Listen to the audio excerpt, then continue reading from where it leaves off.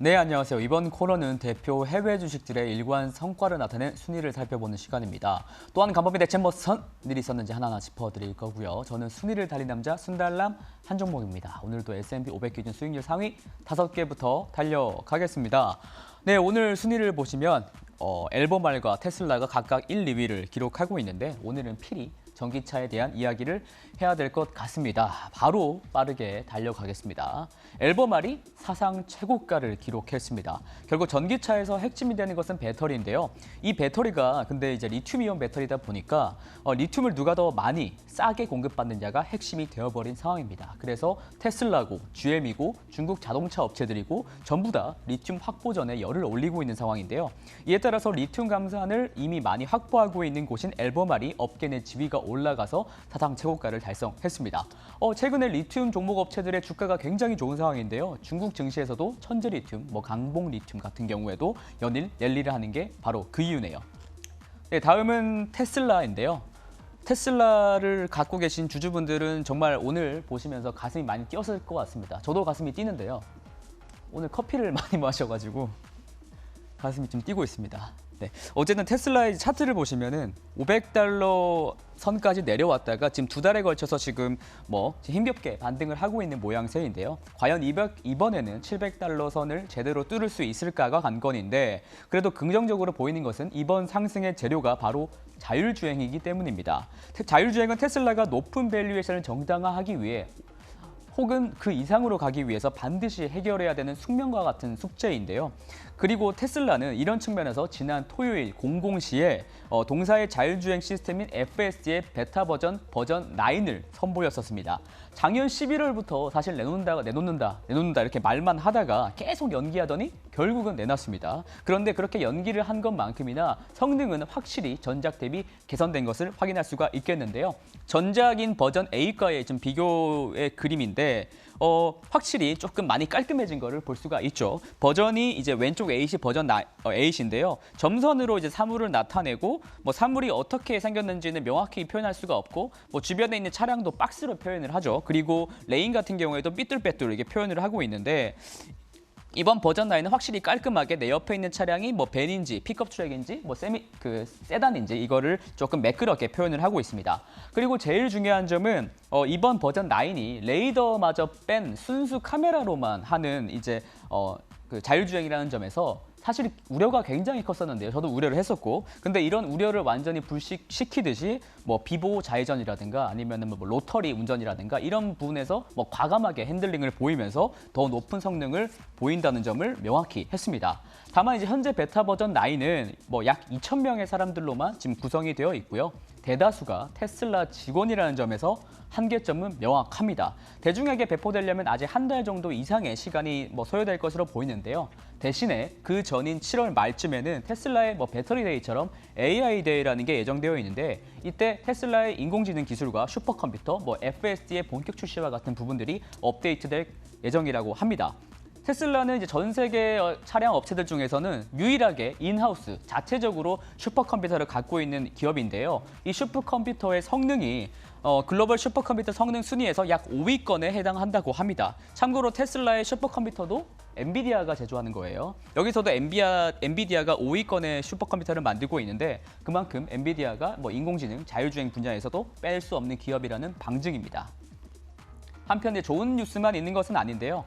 테슬라가 유럽을 정복하기 위해서는 반드시 건설해야 되는 것이 기가팩토리 베를린 공장이죠. 하지만 이제 최신 자료에 따르면 올해 말에나 최종 승인이 날 것으로 파악이 됩니다. 그래서 실제 생산은 내년 1분기쯤으로 연기될 것으로 보이는데요. 하지만 이것을 좀 극복할 수가 있는 게 테슬라가 중국 시장에서 며칠 전에 저가 버전의 모델 Y를 내놨었죠. 근데 이 차량을 9월 달에 유럽으로 수출을 개시할 것이라고 밝힌 점입니다. 이미 주문은 받고 있는 것으로 파악이 되고요. 테슬라가 중국에서 내놓은 모델 Y는 참고로 LCM 배터리가 아니라 LFP 배터리로 채택을 해서 가격을 대폭 낮춰서 중국 내 현지 가격이 30만 위안이 채 안 돼요. 근데 30만 위안이 왜 중요하냐면 30만 위안이 중국에서 전기차 보조금을 받기 위한 상한선입니다. 그렇게 되면은 테슬라도 전기차 보조금을 탈 수 있다는 말이 되고요. 중국 내 모델 Y의 인기가 불붙을 가능성이 높습니다.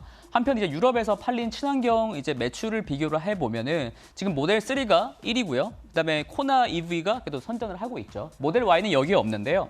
중국 내에서 생산된 모델 Y가 유럽에서 9월에 팔리게 된다면은 뭐 좀 큰 반향이 있지 않을까 좀 조심스레 생각을 해봅니다. 여담으로 올해 말에 생산되는 사이버 트럭 같은 경우에는 삼성 전기의 카메라 모듈이 다수 납품되기 때문에 테슬라의 이제 뭐 진격이라든가 이런 것들을 꼭 질투할 필요는 없을 것 같습니다. 네, 다음은 이제 하락 종목 5가지입니다. 하락 종목들은 이제 바이오젠 말고는 그리고 새롭게 등장한 종목들이 많은 것 같은데요. 1위를 기록한 것이 슈렛패커드 HP입니다. 근데 티커가 HPQ죠. HPE와 HPQ를 헷갈려 하시는 분들이 조금 계실 것 같은데요. HPE는 클라우드 데이터 센터 관련 B2B 사업을 하는 애들이고요. 그러니까 데이터 센터 서버를 만든 애들입니다. 그리고 HPQ는 우리가 일반적으로 아는 저 파란 동그라미. 예, 그러니까 뭐 PC와 프린터를 파는 기업이에요. 좀 더 친숙하죠. 1위를 기록한 곳은 이제 HPQ니까 컴퓨터를 많이 못 팔았을까 싶은데요. 그 전에 PC 시장 점유율을 보시면은 여기서부터 1위거든요. 1위를 기록한 것이 이제 IBM을 인수했던 레노버가 1위고 HP가 2등이에요. 근데 이제 어저께 IDC가 발표한 자료에 따르면은 PC 판매량이 전년 대비 13.2%가 인도량이 늘었다고 합니다. 근데 그 HP는 3%도 증가를 못했어요. 그만큼 못 팔았다는 건데요. 그렇기 때문에 경쟁력 하락에 대한 우려가 발생한 것으로 파악이 됩니다. 네, 다음은 이제 순달람의 마지막이자 히든 코너인데요. 오늘은 화요일이니까요.